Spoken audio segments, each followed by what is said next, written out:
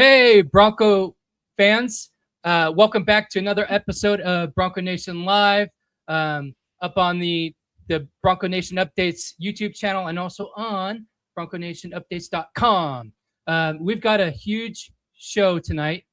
We got spring game reactions, roster movement, recruiting momentum, and we are joined by a very special guest, a leader in the community, a proud Bronco, and someone whose family just made one of the most impactful gifts in Boise State athletics history. We've got Ryan Oakleberry. So let's get into it.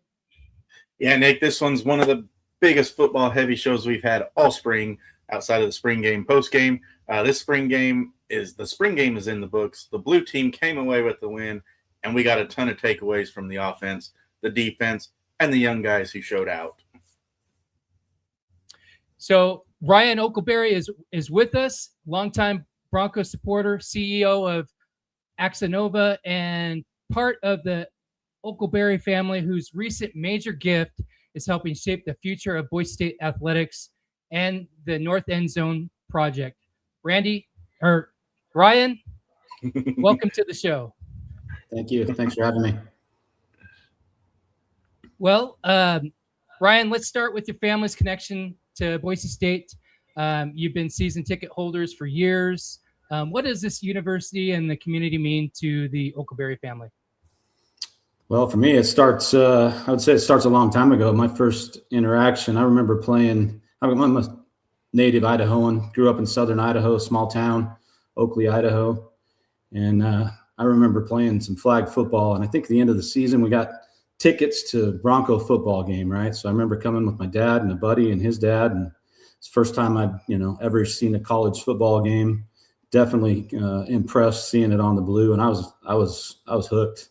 Right. I'm like, I love football. I want to come and watch this more often. Maybe this is someplace I go to school at. So, for me, it's been a long time, but definitely decided to go to college there. Got my mechanical engineering degree at the university, graduated in 2005. So the university's played a major role in, developing myself and my professional career and acumen. So yeah, that's my connection. And your family's gift to the North End Zone project is going to be transformative. What inspired you and Monica to invest at this level? Well, honestly, you want to give back when you have a little bit of success, and we've been blessed. We've been very blessed and fortunate. And for years I sat and watched football games, and you'd see people donate, and you're like, for me, I was always like, man, it'd be awesome one day to be able to do something like that. Our tradition continues. My oldest son's a student there.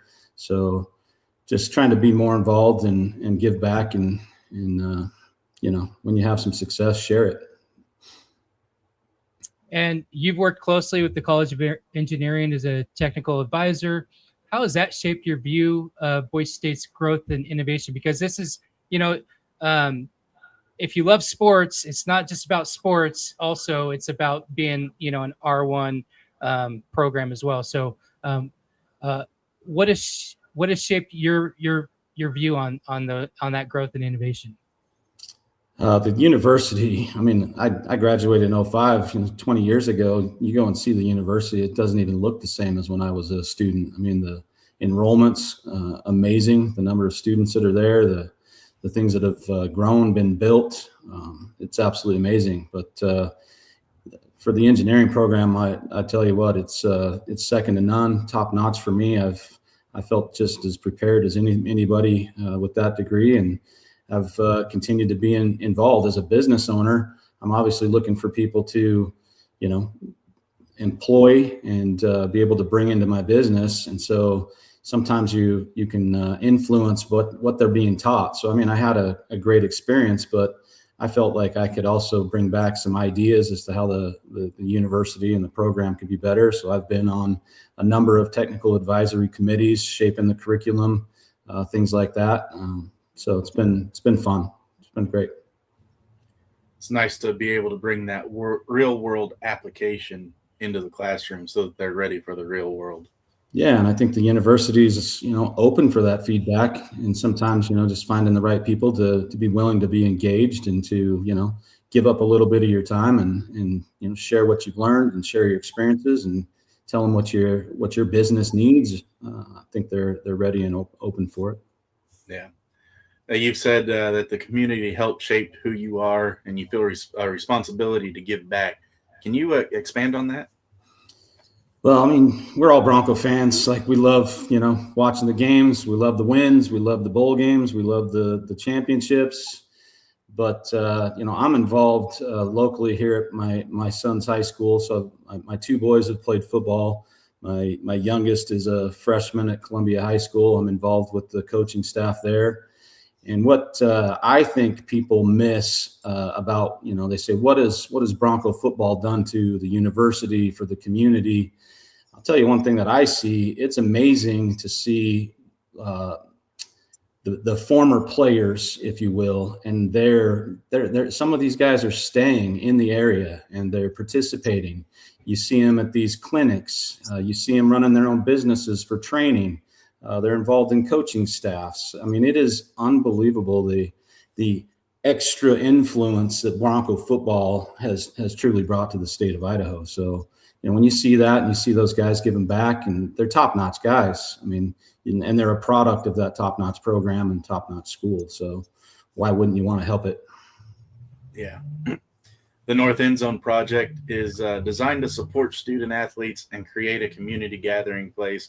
What excites you the most about what this project will become? It's beautiful. I've toured it a couple times. It's coming along, but I can definitely see how they're trying to have multi-use for that space, and the way the athletes will be able to interact there. But even just thinking about other events that they're going to host and how they would host them and how they would host high school, state championship games and things like that. So I mean, I'm an engineer. I've been impressed with the thought and the foresight that they've put into the project. You think the project's going to help bring the UFL to Boise? I don't know about that. I can't comment there. Well, you become the 322nd member of the Lyle Smith Society.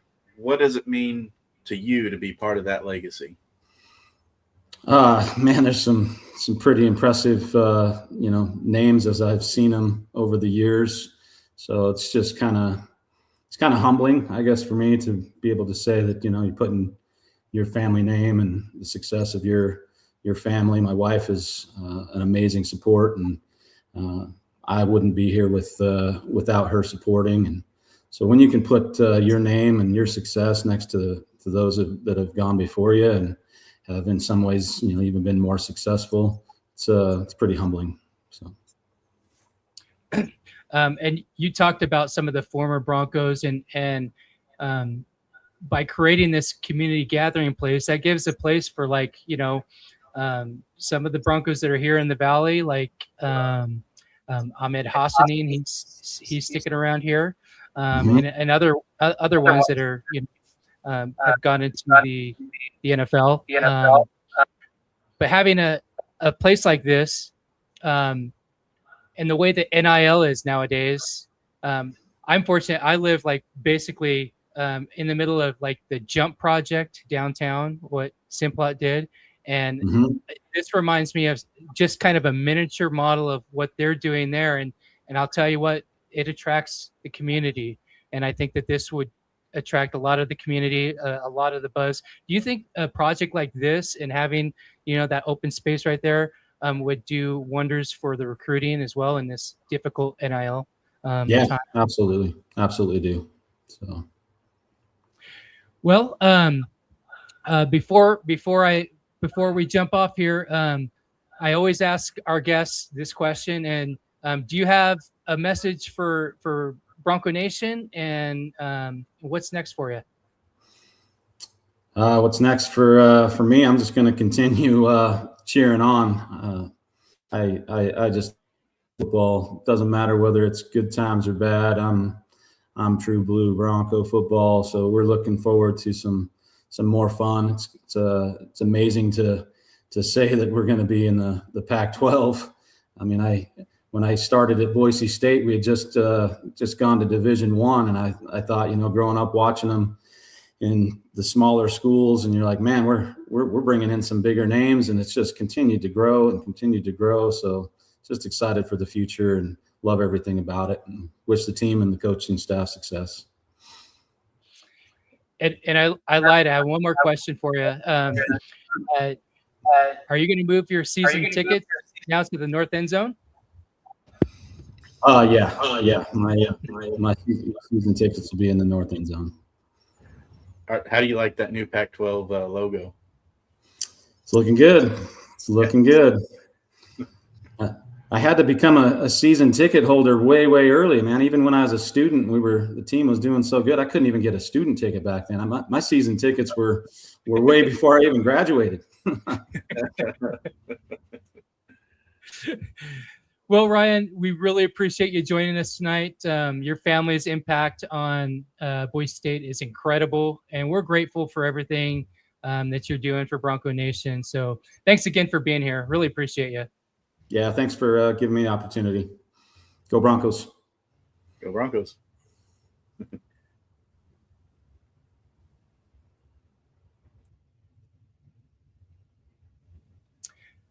All right, Bronco Nation. Shift gears.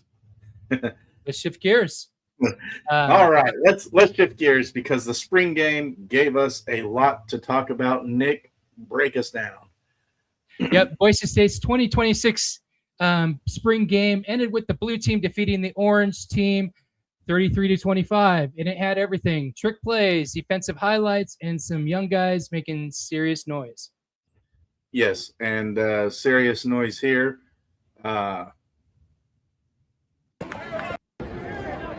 Maybe there we go. Mr. Cash Williams, 62-yard flea flicker from Madsen. Absolute fireworks. That ball was 45, 50 yards in the air, maybe closer to 45, but still. For all the doubters that don't think that Madsen has an arm, I think he proved that today, or during the spring game, that he does have an arm. I mean, you look here. There we go.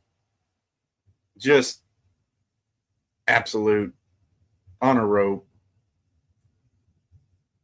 45 yards down the field. Money. And then, of course, Williams runs it the rest of the way into the end zone. So I think he silenced a lot of his critics there. And then you've got Rayshawn Jones, another young wide receiver here, just making an acrobatic catch. And I've seen other angles of this, and he was, I mean, through all the contact and everything, there we go. Just to be able to come down with that, great concentration. Nick, what do you got for Madsen, his throwing, and the wide receivers here in these two highlights that we have? I mean, it makes you excited about the fall already, doesn't it? Yeah, I mean, again, it is spring. There's a lot of, a lot more camp coming up, and they've got the off season to go. But yeah, it gives you a lot of good things to take in during the break, and I thought Mad Dog did good. I'm really happy to see that he's back. He's making throws with that injury that he had last year. He really didn't. Honestly, I don't think he had any business coming back in the bowl game. But yeah. I think that he gave it a good try, and with turf toe, it takes a long time to heal. I mean, he did come back, and he had a great championship game, but going up against Washington was another deal. And so I like this. I liked his performance because it got him back on the blue. You got to see him plant down, make some throws, and they're all pretty much on target. That 62 flea flicker, 62-yard touchdown. It was a flea flicker. You got to see kind of, the offensive rhythm, and and for him just to plant down and make that 40, 50-yard strike, and then Cash did the rest. Really optimistic on what the offense will bring. And then we haven't even talked about the freshman Rayshawn Jones too much, but he's been impressing a lot of people during spring camp, and he was able to show that on Saturday. Again, it's still really early, and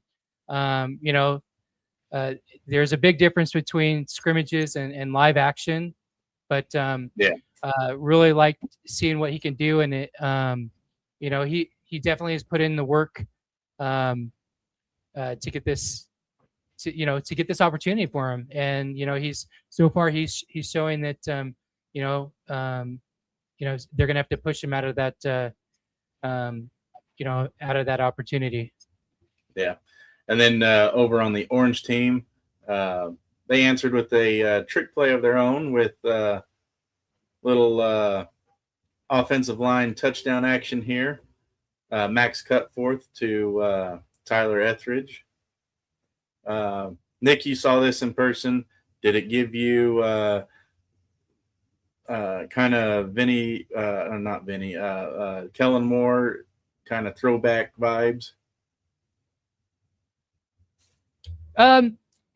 Yeah, no, it actually, it reminded me of Scott Matlock in some of those those 2-point conversions that we've done with them. I think if I'm remembering correctly, it was either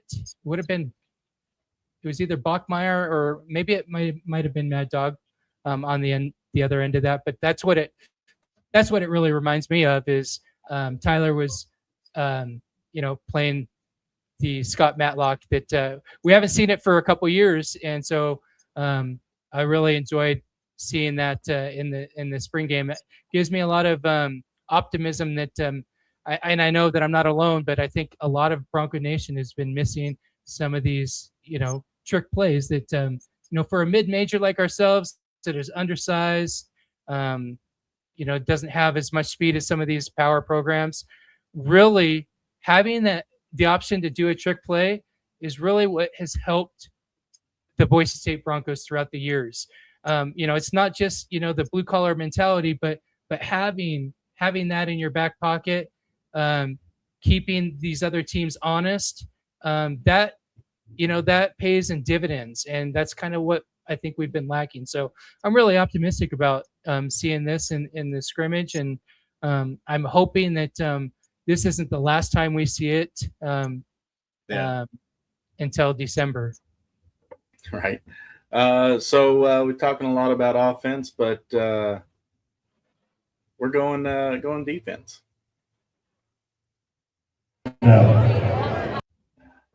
This here was the game saver for the orange team, or blue team, I should say. Ty Tanner with the pick six to seal the win for the blue team.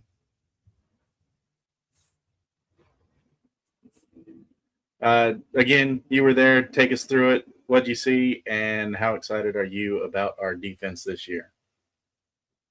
Yeah, I thought overall the defense looked fine. Again, this isn't exactly live ball.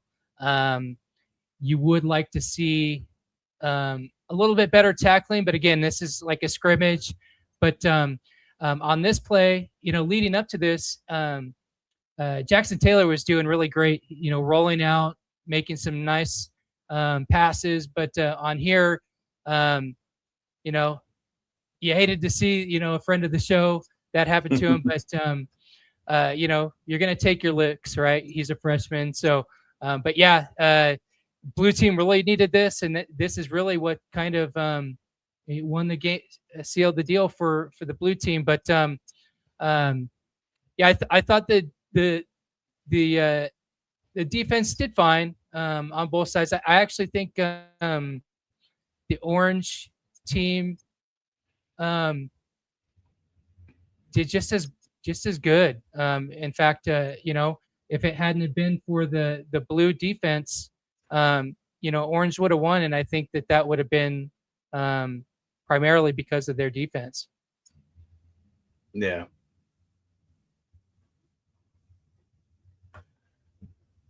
All right. Well, Nick, give us a rundown of some of the other players that had some good games. Yeah. So if you didn't make it to the spring game, some of, you know, our standout performers were Derek Ganter Jr. He had 5 tackles. He was on the orange team. For the most part, just to kind of run this to give you the schematics. So it seemed like the blue offensive team had a lot of more of the starters. That's the one that Mad Dog was on, and he's clearly going to be QB1 going into Oregon. But both orange and blue had, you know, a potpourri of starters and backups in there. So it wasn't necessarily the, you know, number ones versus the number twos. As I kind of analyzed this, I kind of came to this conclusion. But on the orange, Derek Ganter Jr., 5 tackles on defense. Like I said, orange team was staying in there primarily because of some good defense, and also that you know, that rollout by Tyler Etheridge. Another standout that we thought was Sire Gaines. He had 10 carries for 41 yards. He, you know, good to see him get in there. They, you know, they kept everything pretty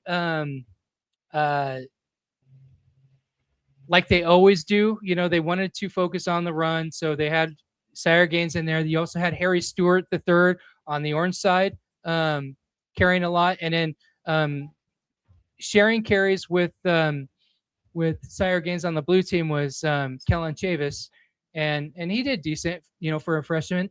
But I mean, it went about what you would expect at a spring game. You know, it's not exactly 100%. You know, 100. They're not all going at 100%.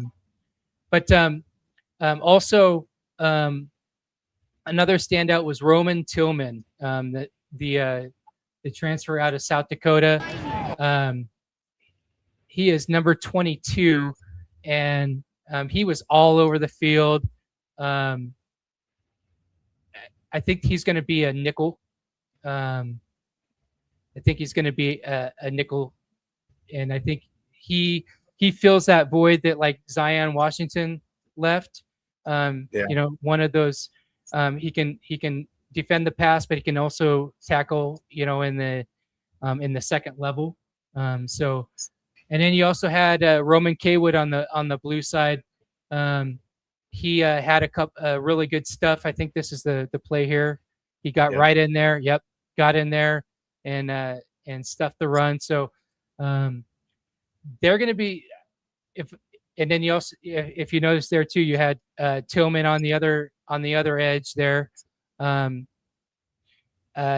So they're going to have right now they have Roman Kaywood listed as an edge. I like him at linebacker, but I think what they're going to do is I think they're going to bring in they brought in the transfer from Kansas who's going to be the Mike. And then you got Jake Ripp in there too as well.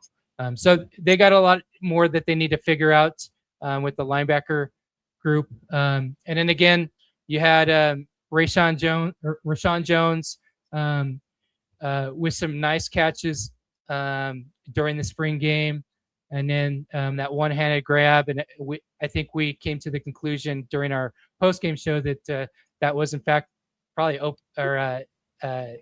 PI. On top of that, he still made the one-handed grab. So I think that he's showing Bronco Nation that he can be explosive, and that's something that we've kind of, outside of Ben Ford, we lost him to injury early in last year, and he was really cruising. So we need other players to step up, and he's a good candidate to do that.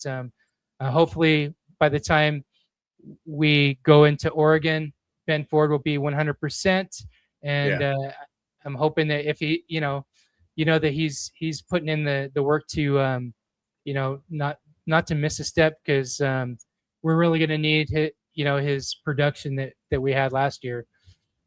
And then again, on the orange side, we had Harry Stewart III. He was a downhill presence on that team. He looked really good on the orange team. He probably was the best back on the orange team, and he got a lot of carries. So really optimistic about that. And then Wags was awesome. Stiff arming chumps on the blue, and just making a lot of great plays, great catches. And I think that we're going to see a boost in production from the tight end spot in 2026. You saw that he, like last year as it progressed, he had more of a breakout year than Matt Lauder did. Which was crazy, because everyone thought Lauder was going to be the go-to guy last year. Right, but it just so happened that the scheme that they used, he was chipping the edge there and doing whatever he could to give our quarterbacks some time back there. So overall, I think this was a statement day for the young core, like Rashawn Jones and Kellen Chavis got quite a bit of action. So, and even Terrius Favors had a lot of touches. But yeah, I thought it was a great atmosphere, and I really enjoyed the spring game this year. Nice. My biggest question coming out of the spring game, obviously we lost a lot in the secondary, a lot of experience and talent in the secondary and on the line. So the big question is going to be how quickly the offensive line and the defensive backs can gel. The talent is there, but as we saw with the men's basketball team, the talent was there, but they never seemed to gel for the entire season. There's a few games here and there where they did, but everything seemed to fall apart in the most inopportune times.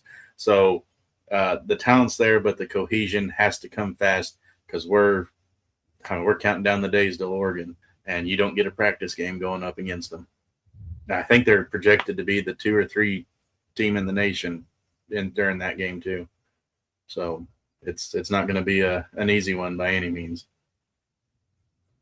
Well, I know that you weren't at the game, but I want to get your take, like from what you've seen, from what you've heard, what stood out to you most about some of the highlights that you've seen, and some of the outlets that you've watched.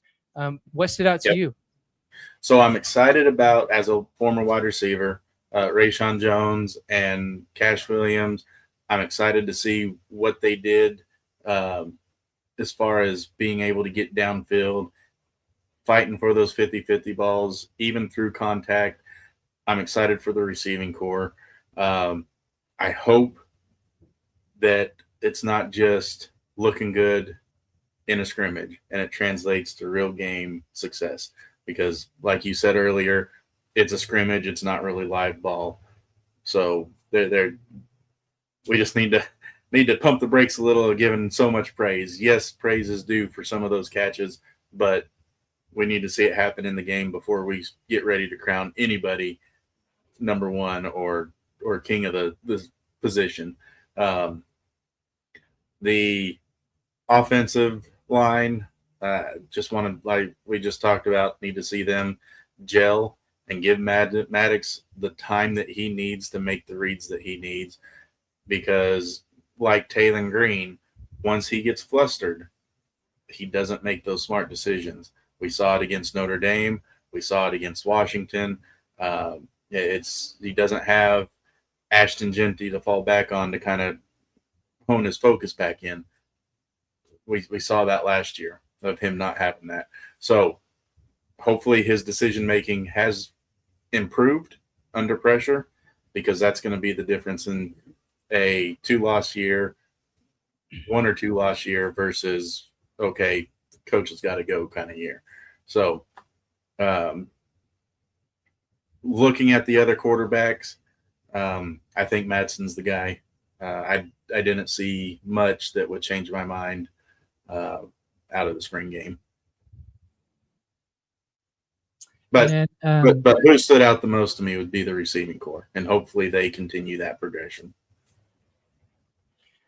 And I mean, you alluded to this, and you're an opinionated man. What's your take on the quarterback room? Madsen's leadership cut forth is battling, and then you got the upside of freshmen like Cash Herrera and Jackson Taylor back there, both different styles. You know that Boise State is very opinionated about Mad Dog. What's your take on that? Like I said, watching the spring game, Mad Dog's the guy. Granted, you didn't have a lot of first team reps with the other guys, so I mean that does play a role.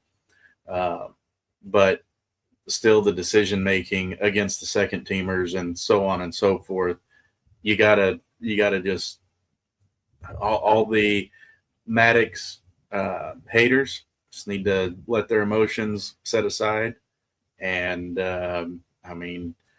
cut forth. Yeah, he can be battling all he wants. He's a great. He'll be a great backup, and then be a good guy to take over that role should Maddox go down. But he's not a starter, at least not yet. The freshmen, Herrera and Taylor, they're freshmen. There's not very many freshmen that come in and start at this level.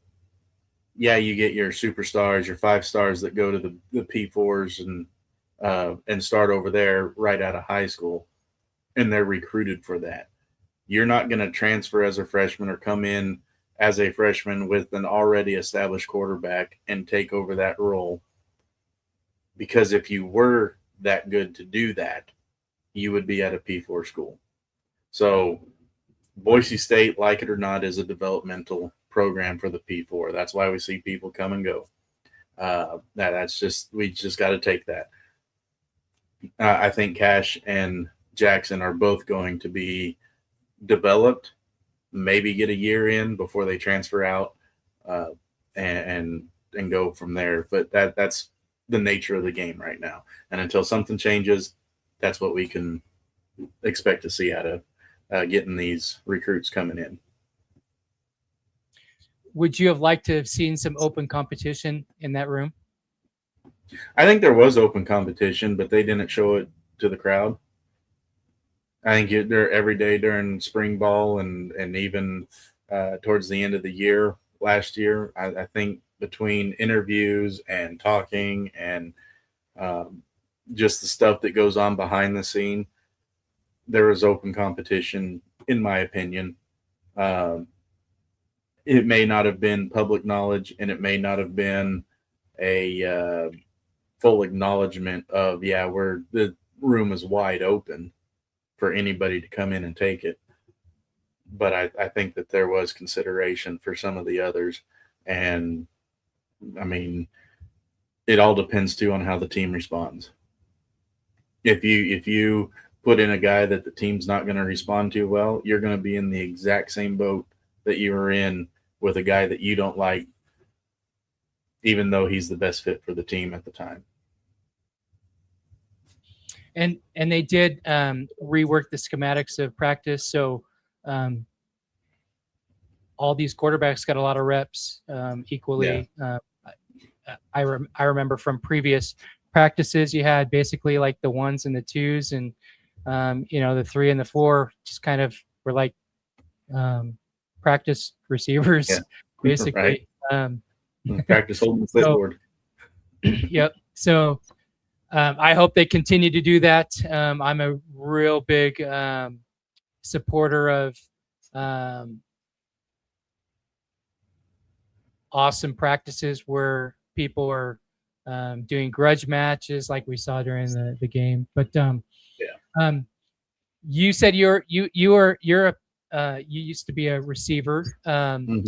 How big is it for young receivers like Rashawn Jones and Terrius Favors to make noise early? I know we have a couple sophomores too that are electric, but how big is it, to have somebody like Rashawn and T-Fave to kind of step up and be kind of the spotlight in their first year?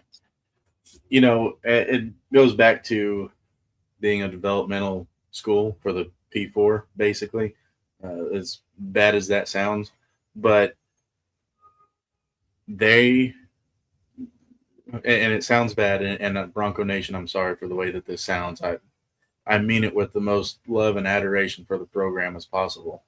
Boise State cannot pay like the big programs can pay. So if these young guys come in and make immediate impact, yes, it helps the program immensely this year. But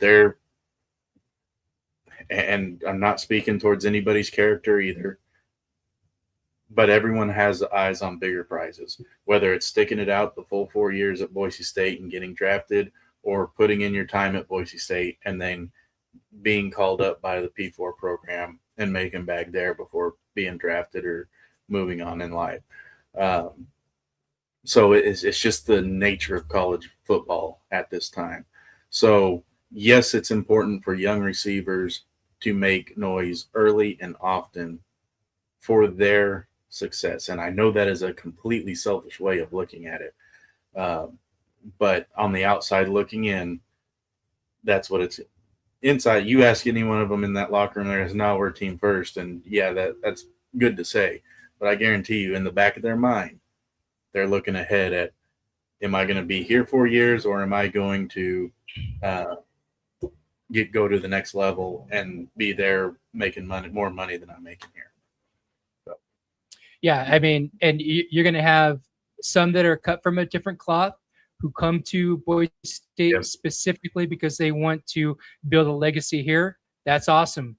You're also going to have others that, under recruited, they come here, they have an awesome year, they help us win, and then they move on. That's great too. More power to you. Yep. Well, Nick, you can probably guess what I'm sidetracked with tonight. Dallas Stars facing elimination, tied at 2 in the third. So 10 minutes to play for all you hockey fans. But let's get back to football. You've been around the program a long time.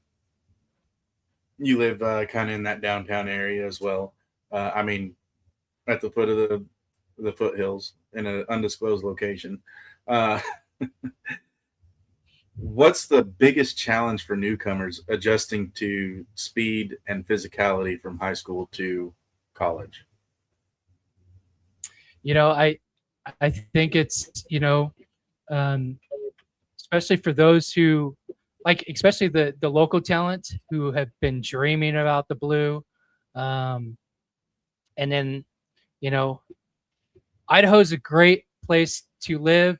And we have great sports, but the pool here is, it's not as big as like the California market, the Texas market, and those. So, for the local athletes to come, and then now they're competing against, even their own teammates who are from California and Texas and all those, all those other hot spots in football.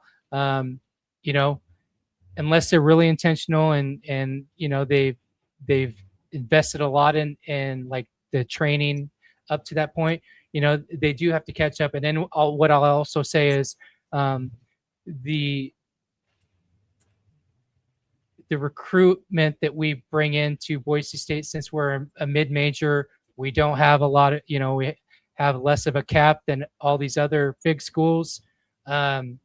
they also have to adjust to speed and physicality, and we're seeing that when they're taking on these Power Four schools, um, and so they have a lot of work to do. So that's where the mentality really needs to shift.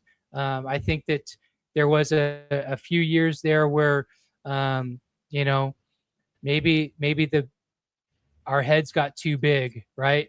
And so a lot of that blue collar mentality, that physicality, that violence that's needed during like practices maybe has gone away the wayside. So I'm really encouraged by seeing what they're doing now, getting more reps, focusing on violent and physical practice. But I think that is the biggest challenge, not only for the guys in the rooms here at the Blue, but also as they go into other stadiums. Is there is some adjustment, so they got to do the work. Yeah. All right. How important is spring game confidence? I mean, fans see it as a scrimmage. Players see it a little differently the first time they get to really get on those pads and get some live game experience. Granted, it is just a spring game, but how important is that for confidence? So, I mean, we talked to Billy Bowens last week, and he said that games like this, some talent goes in there, like Khalil Shakir, who already has that confidence, and a scrimmage is just a scrimmage to him. Some go in there, that have the other mentality that I'm going to the game, I'm going to give it my all, like Billy Bowens, right? And so I have to believe that going into that, and I see it on social media, from some of these players' accounts, especially when they're having great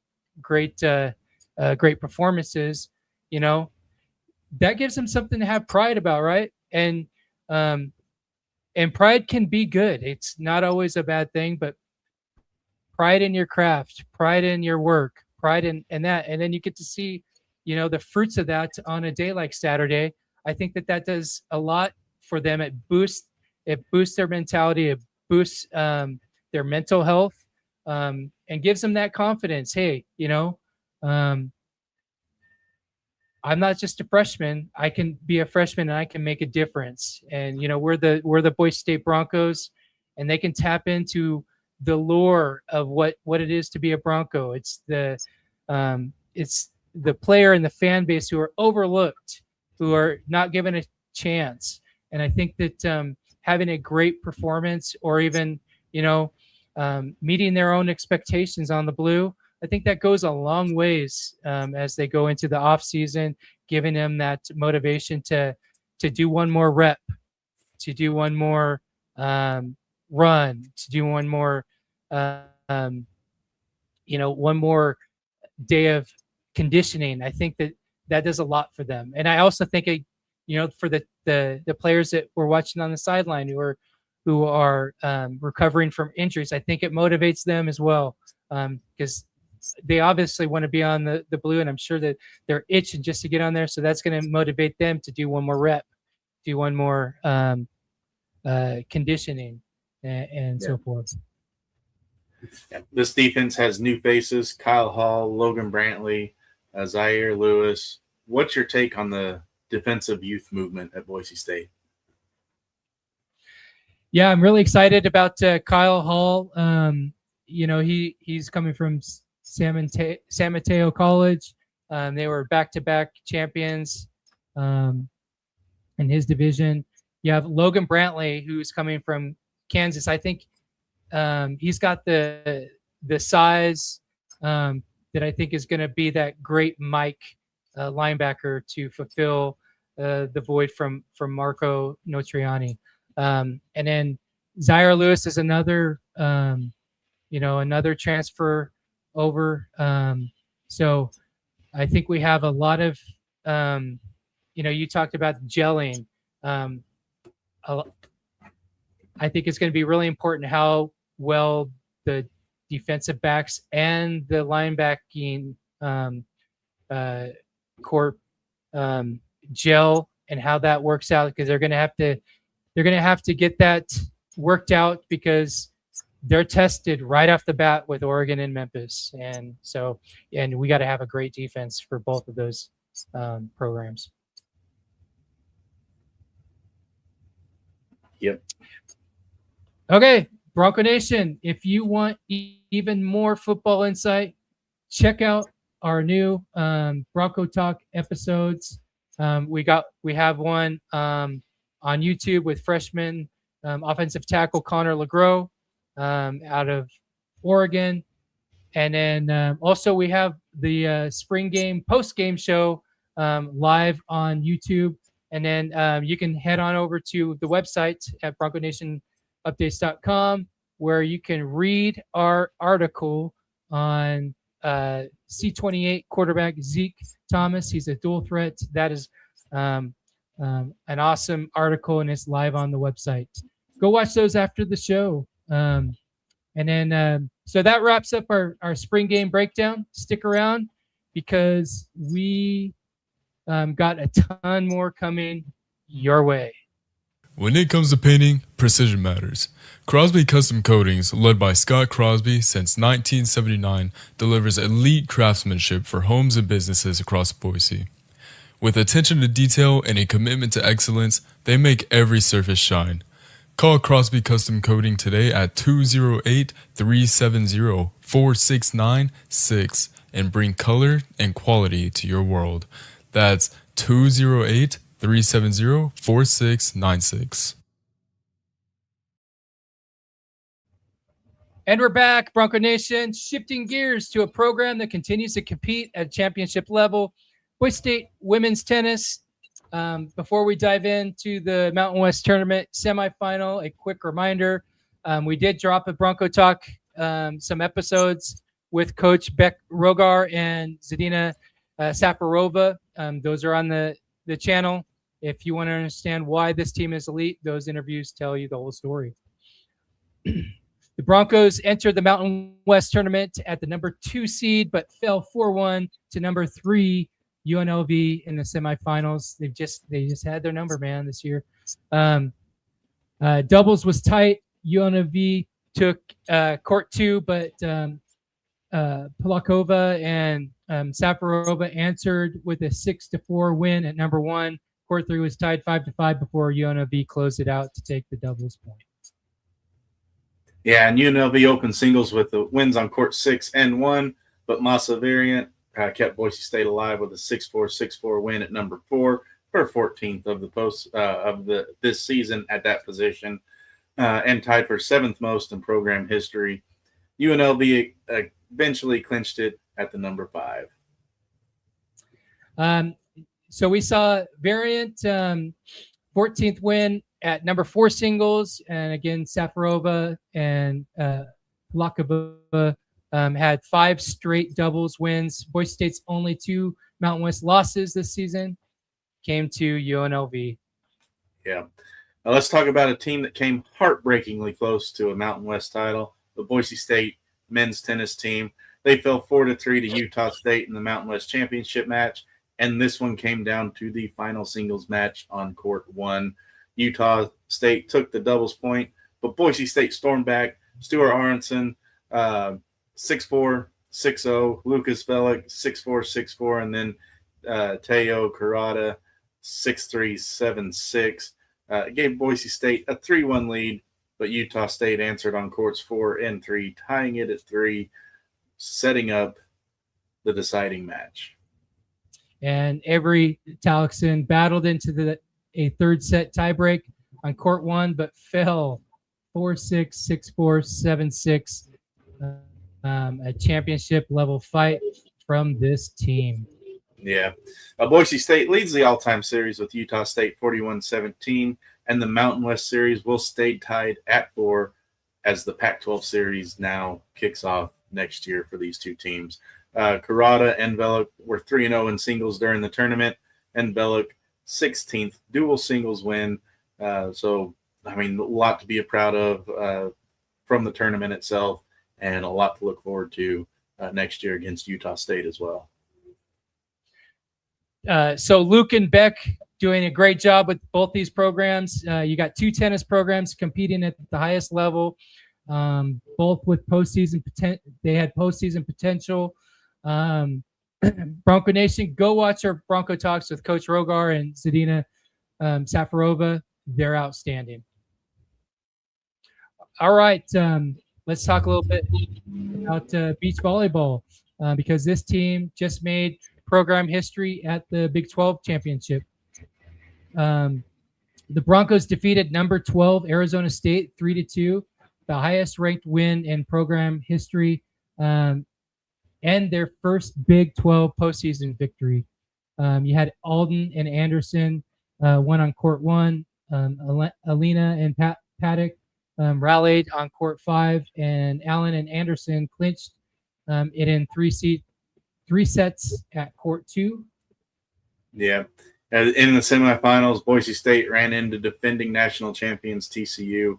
Horned Frogs took courts 2, 3, and 4 to clinch the duel.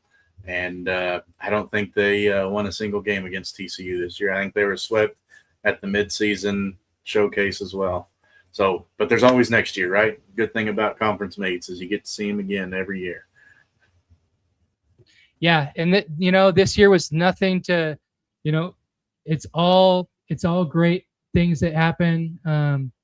Program milestones: the first Big 12 postseason win, highest ranked win ever, number 12 versus Arizona State. They had their 5th straight 20-win season. 5 ranked wins this year. Had 4 total entering the season. So they doubled up on that. You had Ava Anderson, the GOAT, with 85 career wins, the most in program history. But her best friend, Addie's right on her tail, and she's got 1 more year. So we might see that.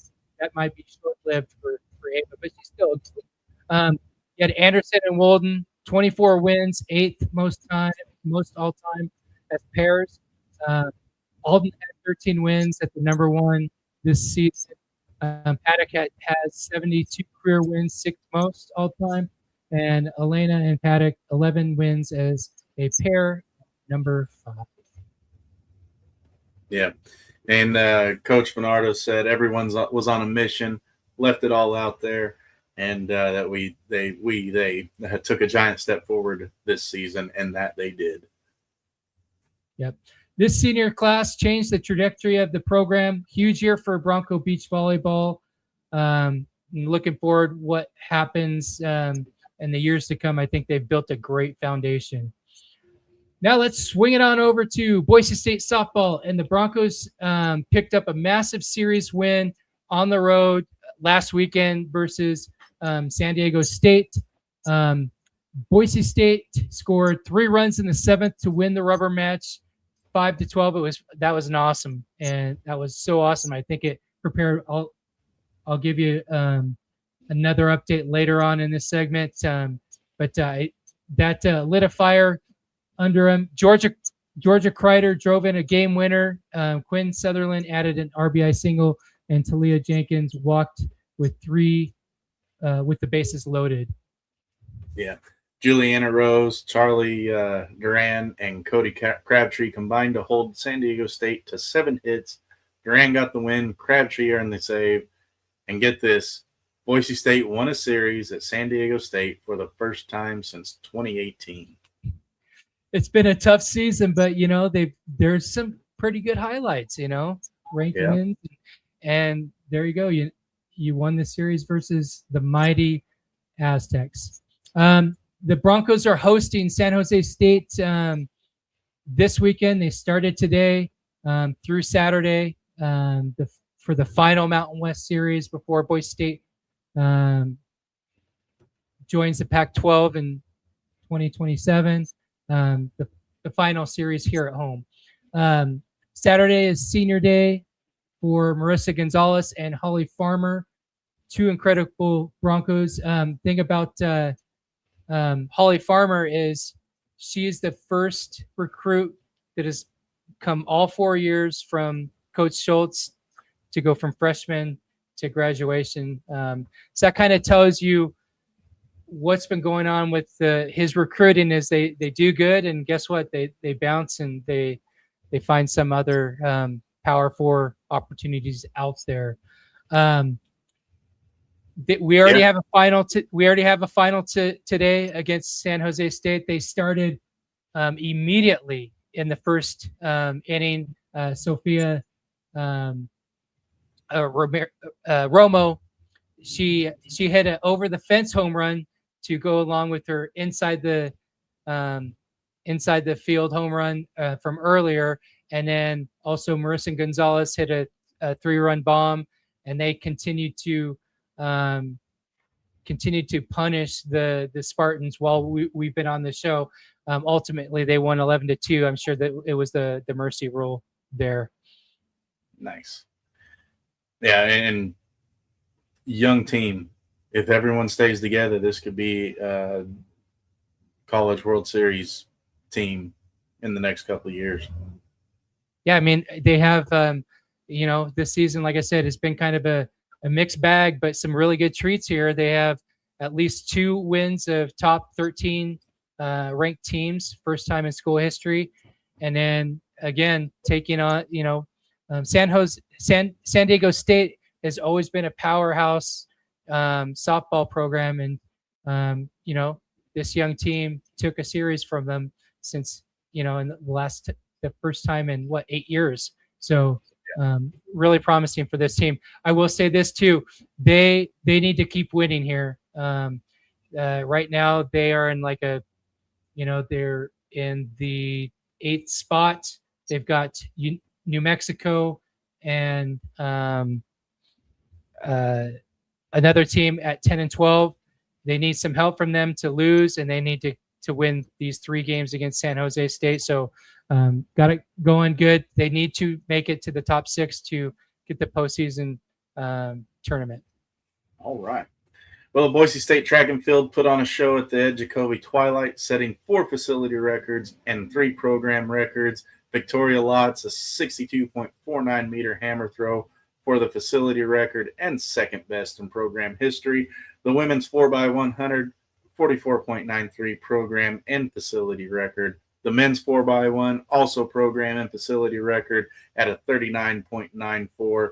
Raekwon Weatherspoon, 7.98 meter long jump, program facility record and 7th in the nation. Really good jumper there, and great athletes just driving home the track and field this year. And I was there at the Ed Jacoby Twilight, and I didn't think Raekwon was going to come down. I mean, I was right there. I got a good. We have some good coverage. It's on our YouTube channel in the short. But yeah, that dude can fly, and he can fly on the track too. He and Chase Lawyer are part of the men's 4x100, and I got to watch them set the school and facility record with that relay. Boise State claimed 18 event titles and continues to stack top 5 all-time marks, 31 this season alone. Man, wow. Yeah, next up, you got the Peyton Jordan Invitational on May 1st and the Desert Heat Classic on May 2nd. Final tune-ups for championship season right around the corner. Yep. May's championship season. Women's basketball, Boise State added a big piece. Grace Foster, a 5'10 guard from Utah. She shot 34% from the 3-point last season and scored a career high 17 against Kansas State. Coach Presnell said she's a strong, aggressive wing who fits the program's identity, and they're going to need people like her. Losing Tatum Thompson, who's an all-world talent and a future Hall of Famer. Yeah, for sure. And on the men's side, Boise State has 1 roster spot left, likely targeting a shooting guard. But they just landed Campbell transfer. Nick, you did this on purpose. Davida Spudka, go with that. 13.9 points per game, 8.5 rebounds per game, 2.6 assists, and shooting 50% from the field. The Campbells had a great year this year, and so that's a good addition there. skilled, physical, 6'9" forward who had size and rebounding. But don't forget former BNL guest Damari Wheeler-Thomas, already locked in to run the point, not a combo guard. And this team's looking like it's going to be probably be what we thought this year's team was going to be. Yeah, if they can all gel. Yeah, I'm hoping that they're physical and they're great on defense. Yeah, and just can't stress that enough. Damari Wheeler-Thomas, not a combo guard. He is a true point guard. Yes, sir. Out of North Dakota State. Yep. Did awesome. Bronco Nation, history was made at Mission Hills. Leah Chung won the Mountain West Championship with a 5 under, the lowest conference championship score in program history. She becomes just the second Bronco ever to win a conference title and the first since 1993. Wow. I don't think I even knew what golf was in 93. But it was the lowest Mountain West Conference championship score ever by a Bronco, lowest single-round score of 68, third win of the season, new school record, fourth career win, ties the program record, automatically qualifies for the NCAA regionals, and she will compete in the Stanford Regional May 11th through the 13th. May is championship season. You said it earlier, and we have another Bronco vying for a national championship. Let's go, Leah. Now to one of the best stories in Boise State athletics. Cole Ruick, earlier this month, earned a 2026 PGA Tour exemption and will forego the rest of his senior season to turn pro, playing along. I did this last time too. Who's the other? Merritt. There we go. Joining Troy Merritt as the Boise State alum in the PGA. Ruick struggled at the Oregon State Invitational earlier in his career, shot a plus 26. Coach trainer joked, Cole beat 2 humans that day, and only one of them had a pulse. In qualifying round the next week, Ruick shot 3 under in 14 holes after a terrible first shot, and that moment changed everything. So the story was not over by any means. Yeah. Coach Trainer said he's been the face of this program. If somebody doesn't like Cole, I'd bet I'd like to meet them and ask them why. One of the greatest Broncos ever. And I wish him the best of luck in the PGA, which maybe he's getting a lot more people back with the Live tournament or the Live League or whatever they call it. Just lost a major financial backer, and there's already a lot of former PGA players trying to work their way back into the PGA now. So maybe might have some good company to join with. Yeah. Well, that's going to do it for tonight's show, for tonight's Bronco Nation Live. Thank you, Bronco Nation, for tuning in. It's really, honestly, it's a privilege for us to serve you in this capacity. Make sure you've subscribed to the Bronco Nation Updates YouTube channel for our shows, the Bronco Talks, the Blue Turf Talks, Bronco Nation Live, for all of your Boise State updates and recruiting news. Really want to thank the Huckleberries for their donation, their gift to Boise State. Thank you, Ryan, for coming on the show. Really down to earth guy. Love that he's a season ticket holder, and kind of reminds us, a lot like us, just one of the blue collar Boise State fans. So for Sam Gillette, I'm Nick Wade. We'll see you next time. Take care. Go Broncos. Go Broncos. Community matters, and Blue Elevation proves it. Partnering with Boise State athletes, we bring joy to families in need. Like our Christmas on the Blue Outreach, blessing children from the Boise Rescue Mission. Together with Bronco Nation, we spread cheer, hope, and support at home and abroad. Blue Elevation, where community and compassion meet. Give at bronconationupdates.com/become.